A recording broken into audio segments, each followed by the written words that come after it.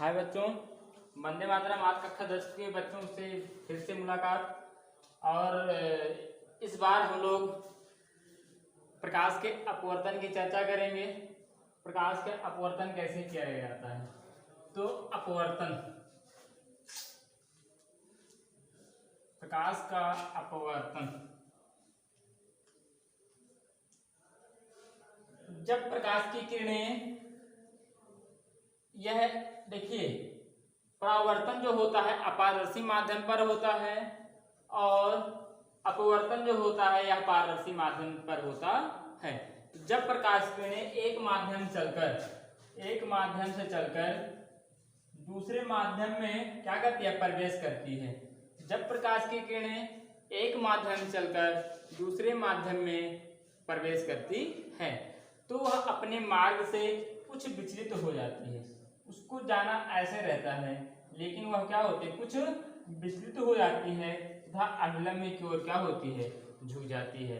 इस घटना को प्रकाश का क्या कहते हैं, प्रकाश का अपवर्तन कहते हैं। ये कौन सी किरण है, आपतित किरण।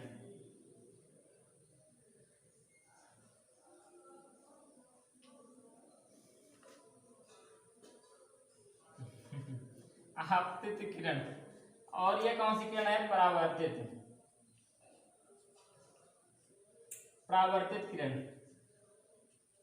जब प्रकाश की किरण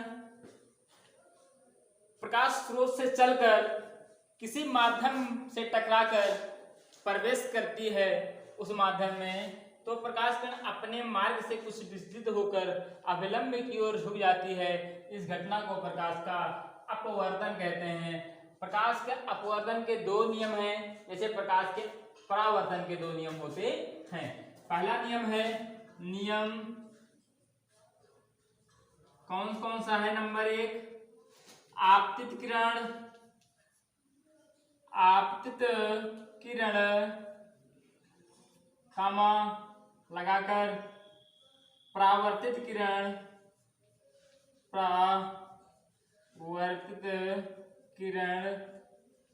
तथा अभिलंब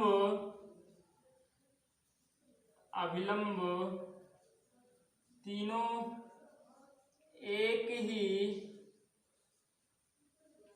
तल पर होती हैं या एक ही बिंदु पर होती हैं। दो नियम होते हैं। पहला नियम, प्रकाश से जो निकलने वाली पहली किरण होती है उसे आपतित किरण कहा जाएगा। जब वो माध्यम को पार करके माध्यम में प्रवेश कर जाएगी तो उसे परावर्तित किरण कहा जाएगा।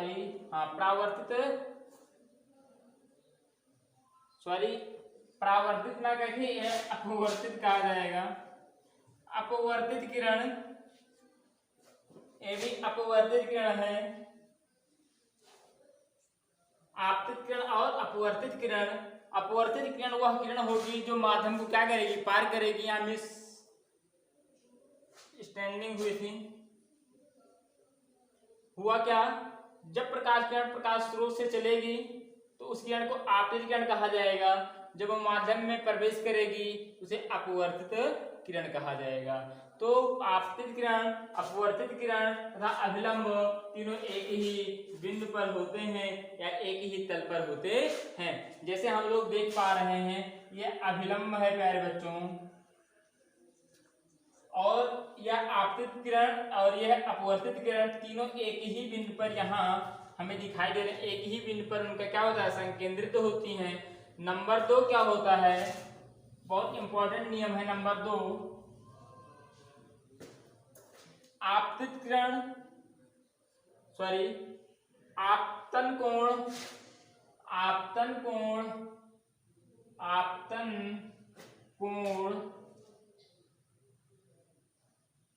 आई की ज्या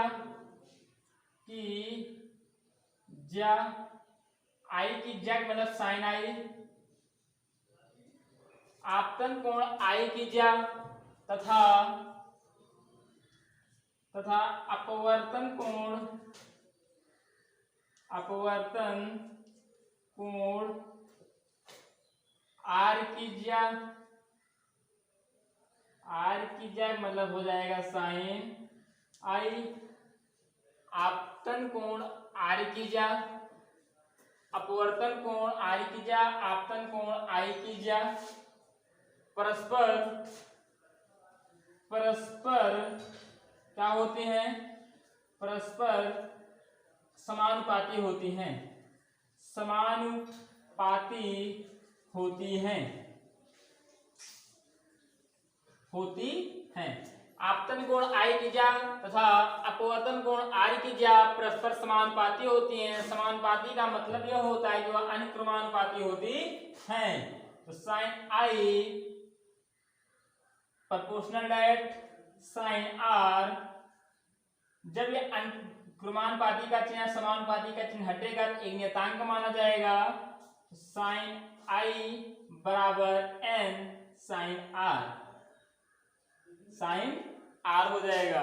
जब इसे हल करेंगे प्यारे बच्चों तो हमारा जो नियम बनेगा वो कुछ इस प्रकार का होगा, ध्यान देना। यहाँ साइन आई बटे साइन क्या हो जाएगा, आर बराबर एन, जहां एन क्या है, माध्यम का अपवर्तनांक है, जहां एन एक नियतांक है,